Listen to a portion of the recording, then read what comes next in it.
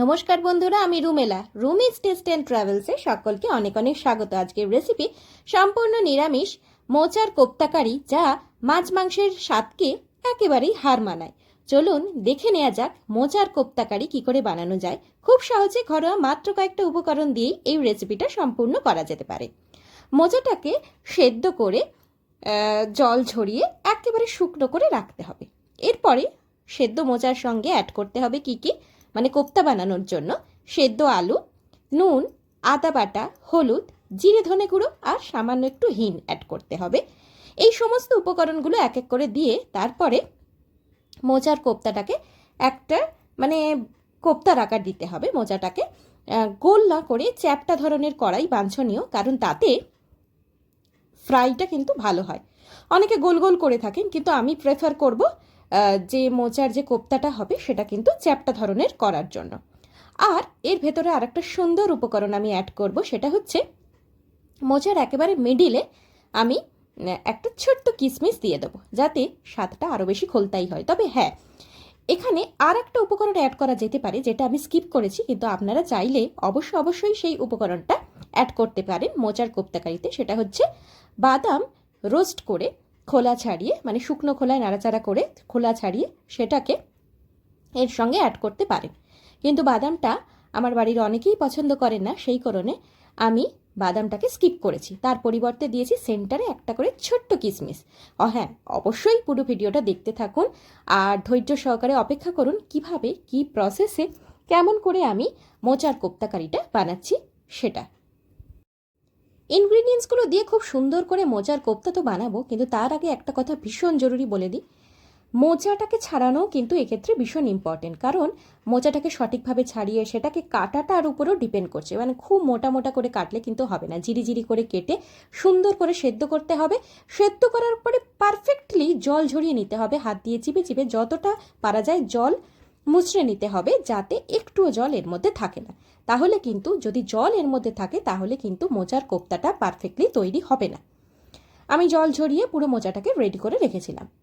আচ্ছা, এরপরে বাইন্ডিংয়ের জন্য নিতে হবে বেসন, সামান্য একটু বেসন। কিন্তু ওই যে আগে বললাম, মোচার কোপ্তা বানানোর সময় মোচাতে যদি জল থাকে তাহলে কিন্তু এই বাইন্ডিংটাও সহজভাবে সম্ভব হবে না। তখন দেখবেন বেসন দিয়ে যাচ্ছেন কিন্তু পারফেক্টলি বাইন্ডিং হচ্ছে না। সেই জন্য আমি বলে রাখছি যে মোচার জল ঝরিয়ে একেবারে সুন্দর করে সেদ্ধ করে রাখতে হবে, একটুও জল যেন তার মধ্যে না থাকে।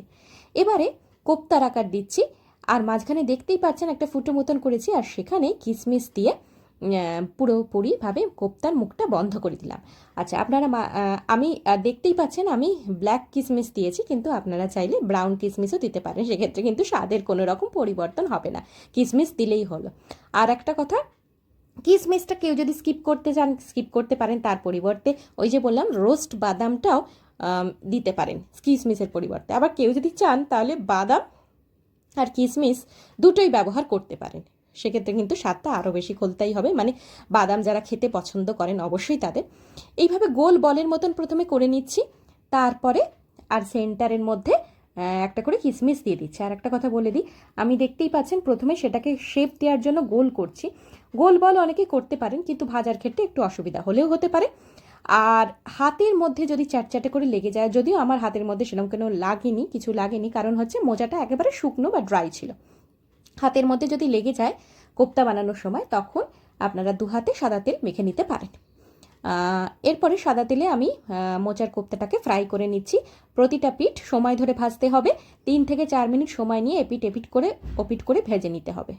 ধৈর্য সহকারে মোচার কোপ্তাকারিটা ভেজে নেওয়ার পরে তারপর আমরা মোচা কোপ্তার যে কারিটা আছে সেটা বানাবো। কারিটা বানানোর জন্য প্রথমেই নিতে হবে ফোড়ন। ফোড়নের জন্য শুকনো লঙ্কা, তেজপাতা, জিরে অ্যাজ ইউজুয়াল নেব।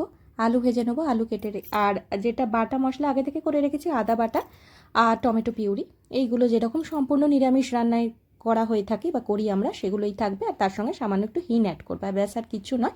তবে আলুটাকে ভালো করে কষিয়ে নেব। আলুটার সঙ্গে নুন, হলুদ, জিরে ধনে গুঁড়ো, টমেটো পিউরি, আদা বাটা, হিং এসব দিয়ে ভালো করে কষিয়ে নিয়ে মশলা থেকে যখন তেল ছাড়তে শুরু করবে, তারপরে সামান্য একটু গরম জল অ্যাড করব।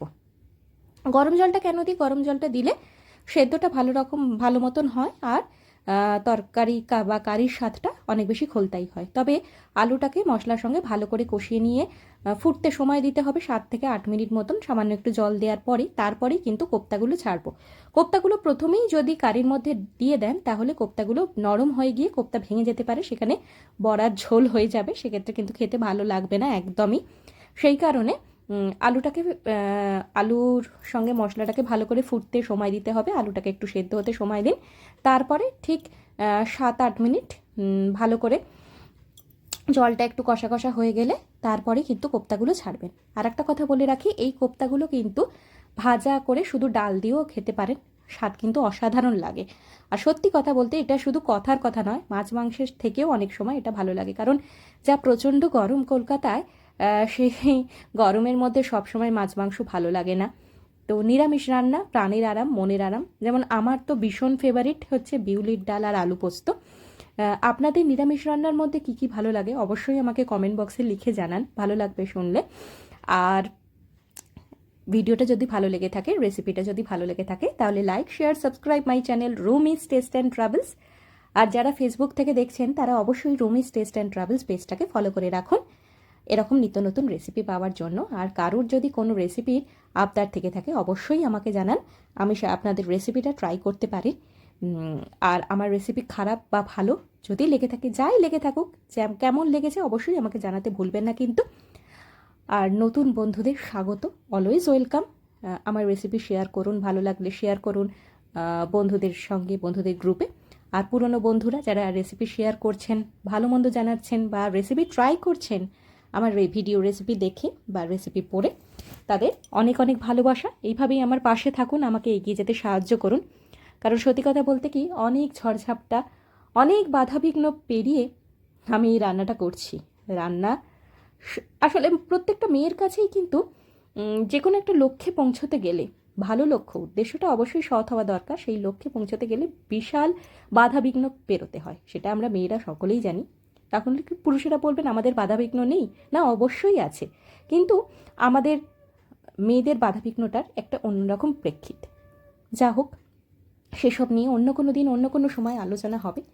আমার পাশে থেকে আমাকে উৎসাহ দিন, তাহলে এগিয়ে যাবার পথটা, বাধাবিঘ্ন তো থাকবেই, সেটা প্রত্যেক মানুষের জীবনেই কম বেশি থাকে, কিন্তু সেই বাধার পথটা অনেকটা সহজ হয়ে যাবে বা সহজ মনে হবে। কারণ কারোর ফিডব্যাকটা না পেলে কাজের কিন্তু, হ্যাঁ ফলটা চাইছি না, মানে অন্তত ফিডব্যাকটা পেলে ভালো লাগে আর কি, যে আদৌ কি আমি আমার লক্ষ্যে পৌঁছতে পারবো বা লক্ষ্যে পৌঁছতে পারছি কি, এগোচ্ছি কি, এইটুকু জানা ভীষণ আমাদের জরুরি। যেরকম ছোট্টবেলায় ধরুন বাচ্চারা যখন লিখতে পারে না বা ভুল ভ্রান্তি করে, তখন আমরা অভিভাবকেরা কি করি?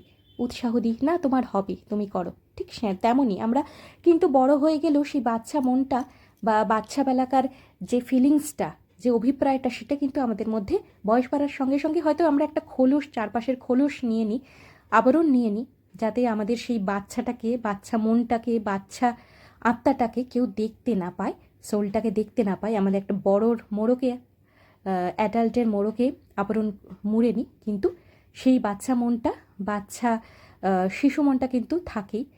সেই শিশু মনটা চায় উৎসাহ, চায় উদ্দীপনা, চায় কাজে এগিয়ে যাওয়ার অনুপ্রেরণা চায়।